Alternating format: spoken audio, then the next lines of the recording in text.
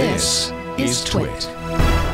You've been the articles, the review's not up yet, but Nope. you have gotten your hands upon the Drobo 8D. My beloved 5D has a bigger brother or bigger sister. It does. They made some changes this time. Well, it's really more like the old Drobo Pro. Remember the Drobo Pro, the original one, like from way back when, that had 8 bays and A long time ago in a galaxy far, far away. Yeah. Actually, the first Drobo that I did a review of, I believe. So 8-bay Drobo does all the usual Drobo things. You can mix and match sizes. You can, they've increased the volume size. So to put this in perspective, the original Drobo Pro could only make a maximum volume size of 16 terabytes, which was huge at the time. You'd be lucky to even have enough drives of a high enough capacity to even, hit that point. They've obviously had to increase this over the years because now you can get 12 and 14 terabyte hard disks, just one drive. So now the limit is 128 terabytes per volume, and the total storage pool can be 256 terabytes. So that's like the total raw hard drive storage you can install in the 8 bays. So you should be good for a while on that. They kind of changed the design a little bit. Now it has just a slot at the rear for a 2.5-inch SSD. So it's not like the MSATA thing with a little trapdoor on the bottom anymore, like what was on the 5D. It's just a slot right in the back. You just slide a drive in. It's almost like you're plugging in an SD card.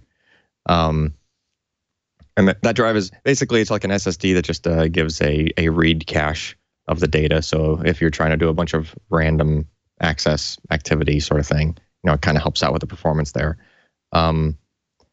But Drobos are kind of tricky here because they do charge somewhat of a premium for the technology.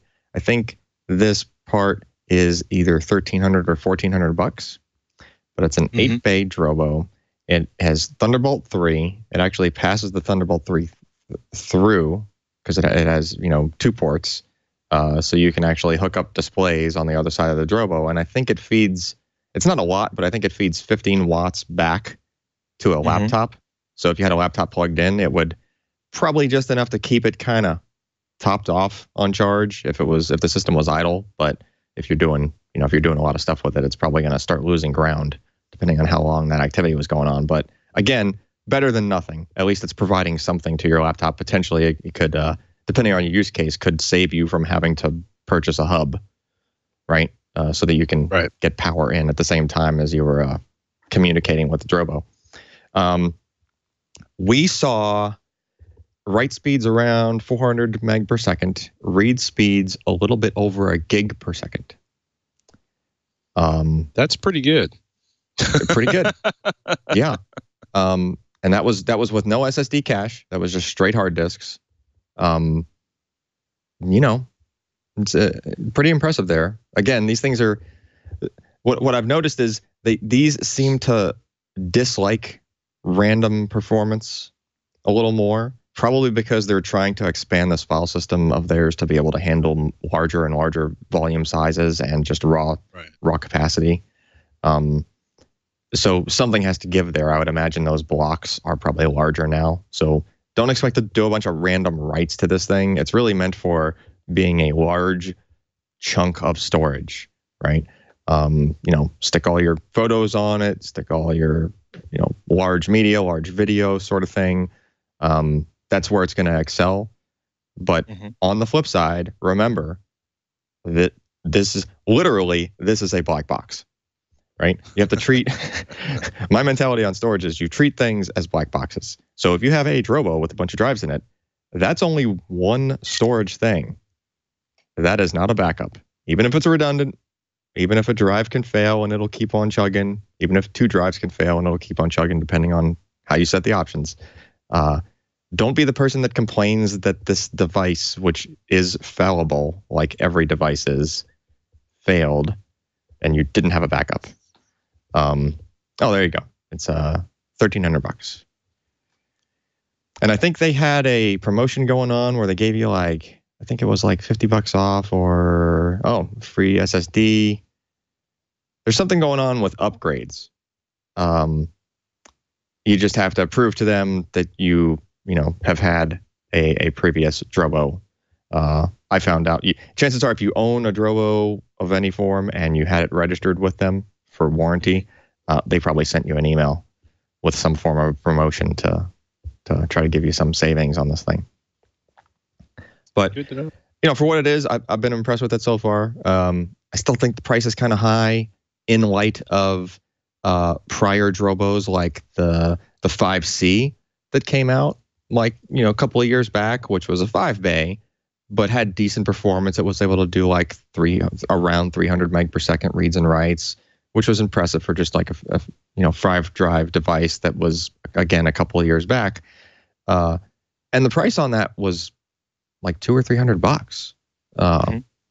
That was that was a good price on that. I would just wish that would have carried forward here, but it looks like Drobo's going after a more of a pro market here with this particular device.